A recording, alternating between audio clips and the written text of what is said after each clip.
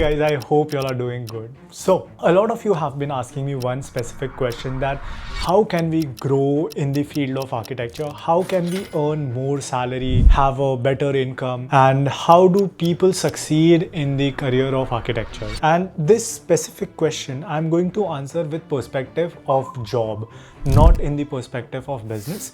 I will also cover like how you can also gain enough experience to start your own business in architecture, because architecture is all about creating your own work, finding your own clients, own work, and having your own firm. So that is something that I want to make very clear in the beginning of this video.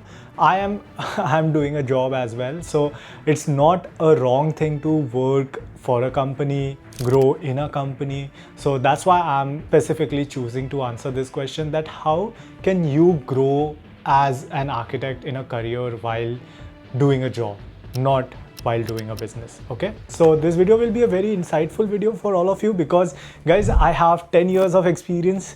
Now that I say it, I feel very old, because I still close my eyes and I can still see that I'm just graduating. It was like yesterday, but it has been a long journey. So I'm just sharing my experience. How did I grow in my field? How my friends are growing in their field. So yeah, keep supporting the channel, and if you haven't subscribed to the channel yet, please go ahead, hit a like and subscribe to this channel. Your support is the only thing that keeps me making these videos and trying to help you guys. So yeah, so keep supporting, and without any delays, let's get started with the video, guys.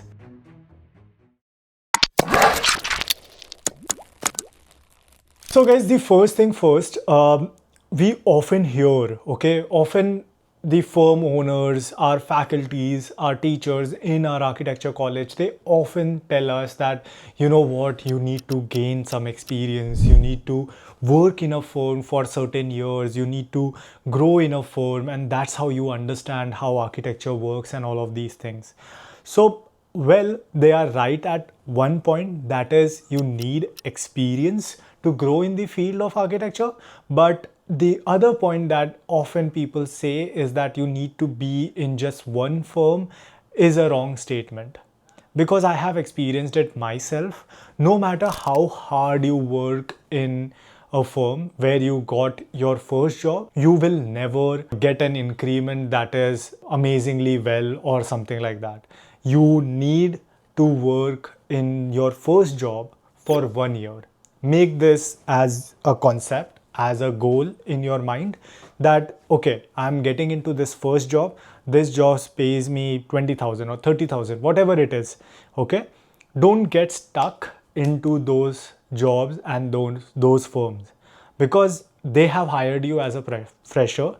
They will try to utilize you with your current salary as much as they can. If you are confident about your skills, if you are confident that okay, I have gained this experience, this experience, then start applying. Like as soon as you complete your 1 year in a firm, start applying to other firms. Okay, start upgrading your resume, start upgrading your portfolio, use the projects that you have done with that firm in your portfolio. The second job that you will get after the first year will be, make this target as well. I did it for myself, because I worked for my first company when I was hired back in 2017. I worked there for 1 year, and as soon as I completed my 1 year, of course that I liked that firm, I liked everything, but I had this dream of chasing higher and higher salary, upgrading myself, uplifting myself. So while the time I was even working, I was upgrading my skills like insane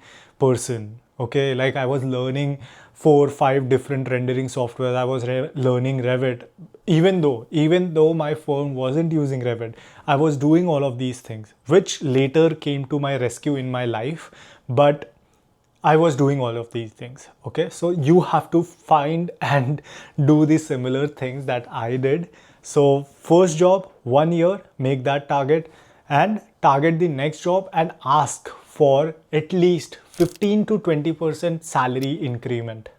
Okay, I know you might think that, oh, this guy is just saying like things that are not possible, but it's not true. Okay, It's all about how you project yourself, how you value yourself. You shouldn't look desperate for any job. That's job rule number one. Don't look desperate. Even if you're dying, if you even if you have a hole in your pocket, even if you have 10,000 rupees in your account and you can just last for 1 month, don't look desperate. Trust in your skill set, trust in the knowledge that you have gained.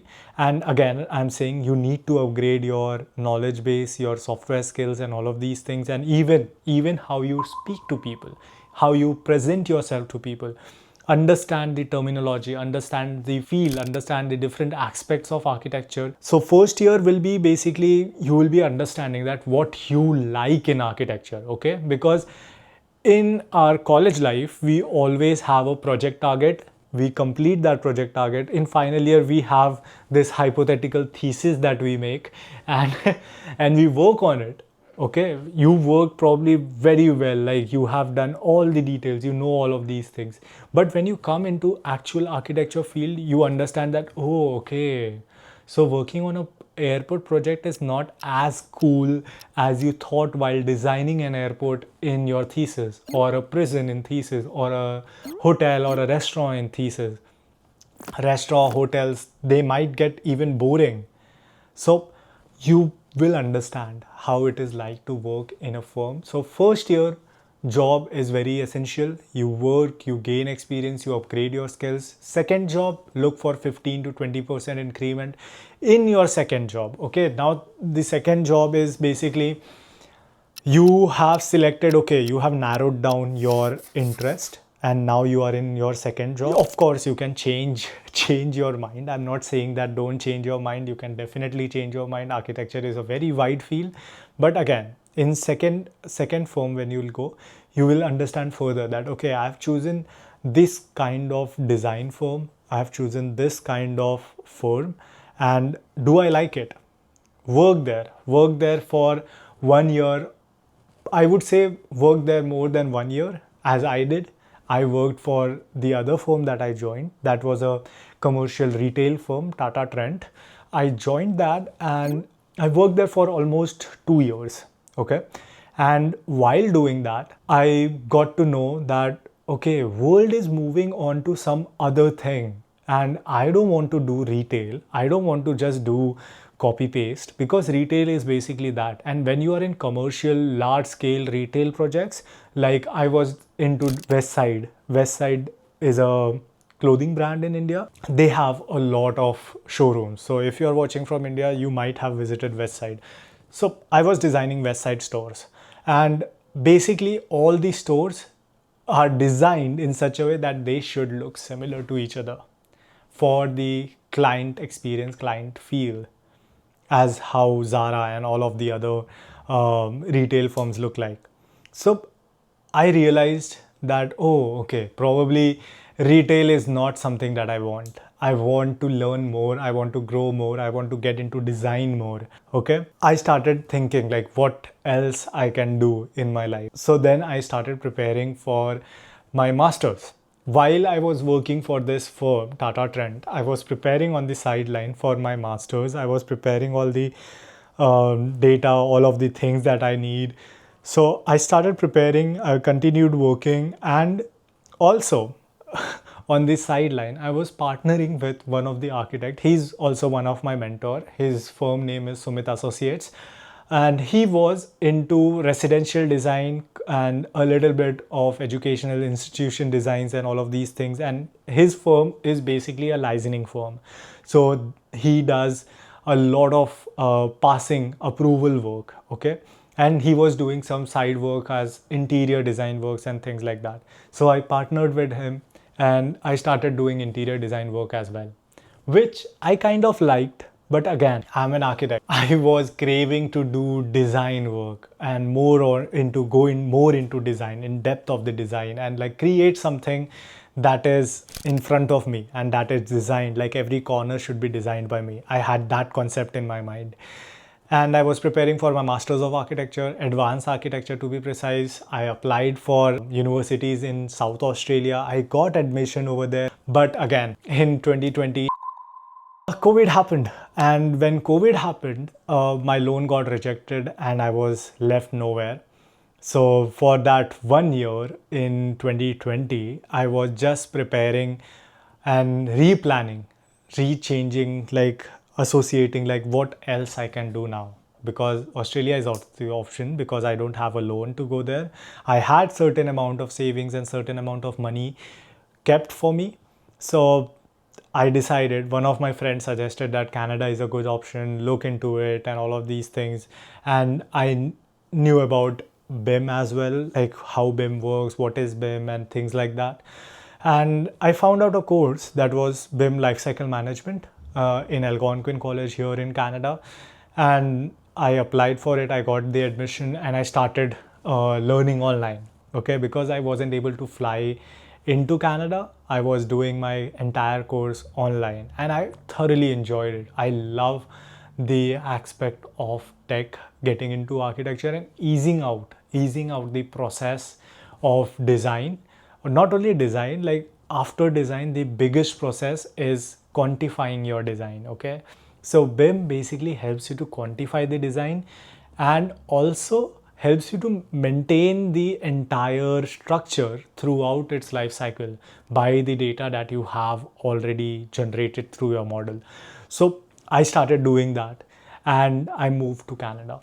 I did another course. That was a mistake that I did, was green architecture. Green architecture was a course that I had no other option to do. I was always inclined towards sustainability, but at that point, I didn't know. I was thinking that sustainability is a big thing over here in Canada. People will be hiring, firms will be hiring for sustainability consultants and sustainable architects. But no, I applied to hundreds of firms. What they need is basically an experienced architect for 10 years who has gotten lead GA or AP certificate. That's what they need. They don't need a graduate from sustainable architecture course. They need someone who knows everything. So that's the thing. That's why I always discourage people to pursue sustainability as their primary career, because there is demand but not a lot of it. And BIM on the other side, which was there, and it gave me my first job, my first opportunity. Well, again, I get caught up into this cycle where I'm again not into design, but I'm earning well. What I did right in my life was keep changing my plans, keep changing my goals, because things never go as you plan or as you think they would go like. So I would always suggest, don't get stuck into one firm, one company. Always keep moving, looking for better opportunities, looking for more skills that you can acquire. It's not only that, like, okay, I worked here for 1 year, now I can go and get into another firm. While you are working for your first firm, upgrade your skills. Without upgrading your skills, how can you demand 10 or 20% hike? How? So the target should be to grow. First is upgrading your skills constantly. Second, not getting stuck into one firm. No matter how comfortable you get, no matter how good that firm is, you need to move on. Don't get attached. That firm which is caring for you, it's not actually caring for you. You are an employee. It's caring for its employee because you earn them money. So get this concept in your head. Keep moving. First job, 1 year. Second job, 1.5 to 2 years. And while that you are doing this, if you think that this is not your field or your interest, change it. Change your firm as soon as possible. It's absolutely fine to change firms. If even if it's for 1 year, you can just switch. Max to max, your next firm will ask, oh, you just worked here 6 months. Why? You can just say that I'm interested in the design that you are doing, not this firm is doing. I have the skill set for the design or the typology that you work on, not on that one. That's why I'm changing. And you can see my skills, and on that skills you can ask for the salary that you desire. So this is the only way that you grow in architecture field in anywhere around the world. Another option is again doing masters and things like that, but again that is an investment. But if you want to stay in a job and grow, this is something that you need to focus on. So guys, this was it for today's video. I hope you liked it. I hope I was able to share my experience and my knowledge with you. I hope I didn't overwhelm you. And if it was good, if you like this video, please go ahead, hit a like and subscribe to my channel. I'm able to do this on a weekend just because of your support. So don't forget to hit a like and subscribe and keep supporting the channel. Take care of yourself. I'll see you soon. Bye bye.